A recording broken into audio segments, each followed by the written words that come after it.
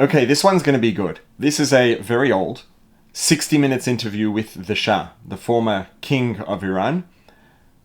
He was a deeply intelligent man, very eloquent, he spoke beautifully, and obviously very, very well informed and aware of the dynamics in the region in the Middle East.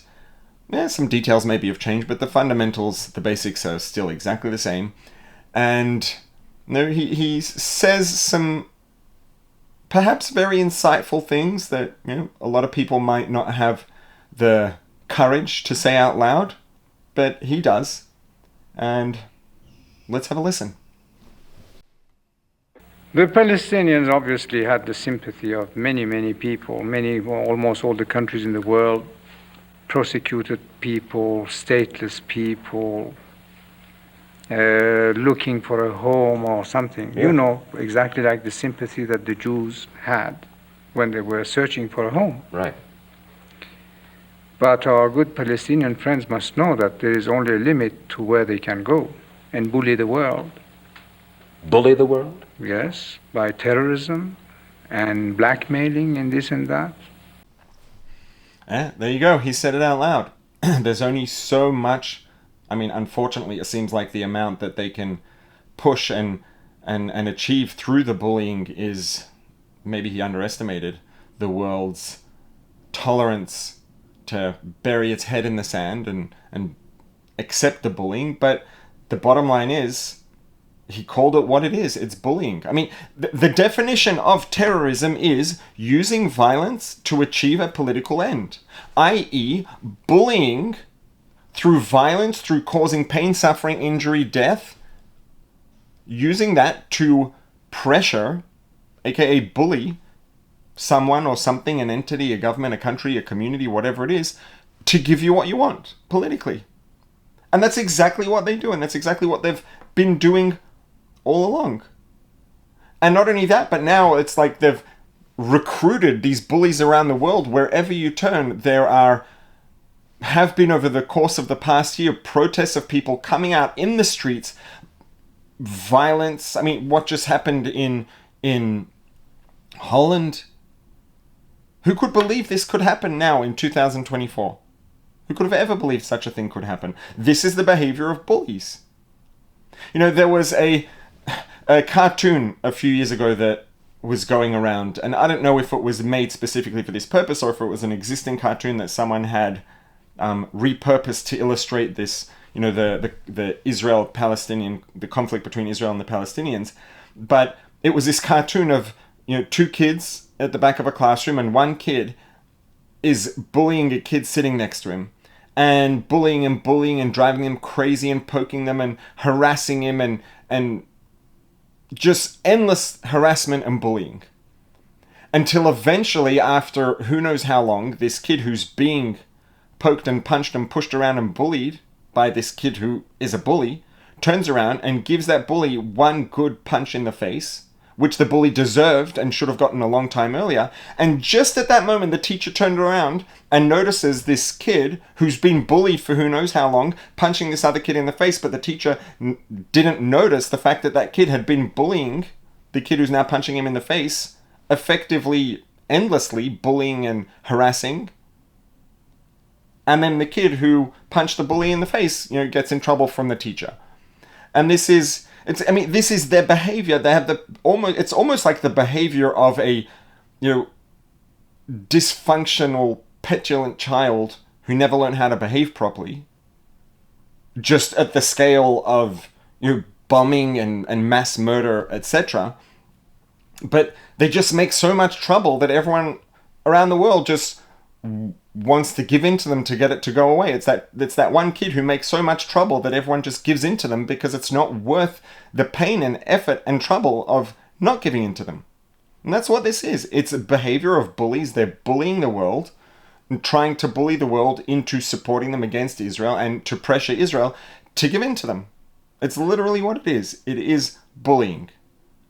And the Shah had the clarity and the insight and the courage to call it exactly what it is.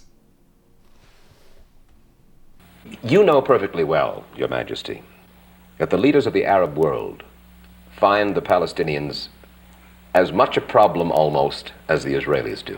Isn't that a fact? What I can say is that they should really open their eyes, reassert their situation. And if there is a hierarchy and someone there in command Of the Palestinians, you mean?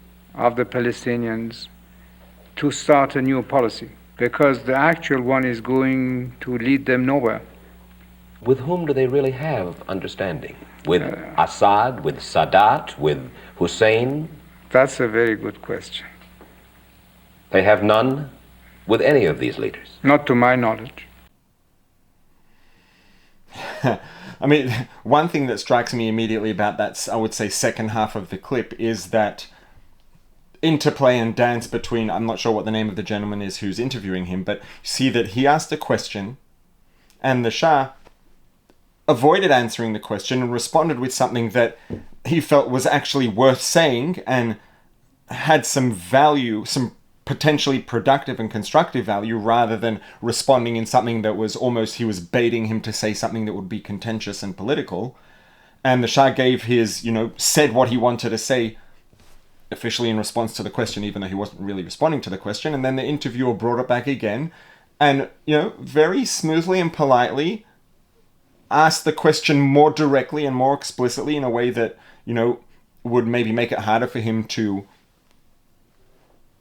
casually and smoothly dance off and talk about something else again. And he got the response he was looking for, right? So his question was, well, isn't it the case that no one else in the region actually cares about the Palestinians? And his first response was, or the thing that he said in response to the question without actually responding to the question was, well, if the Palestinians themselves actually care, then maybe it would be a good idea for them to sit down and reassess their strategy, rethink what are they doing? And practically speaking, where is it likely realistically to take them? Is there something they want to achieve, and is their current behavior leading them on a pathway towards the outcomes that they want?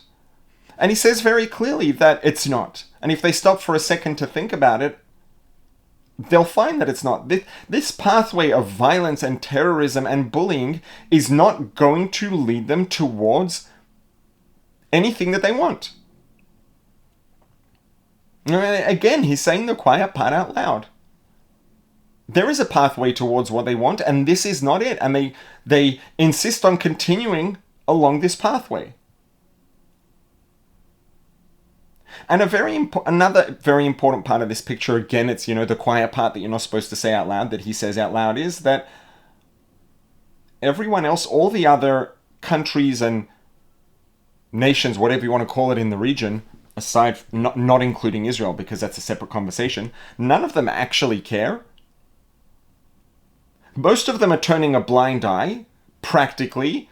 They complain and they make noise because the Palestinians are very, very handy for them, because it keeps everyone's attention on the Palestinians in Israel and keeps everyone's attention away from them. And it gives them an excuse to make noise and scream and rah-rah against Israel and America. And that works for them politically. But none of them actually are interested in doing anything to help. And, I mean, with all of the crying about, Gaza's an open-air prison and they can't go out. Gaza has a border with Egypt. Egypt won't let a single person through. None of the other countries are interested in actually doing anything that might actually help. They don't care. None of them care.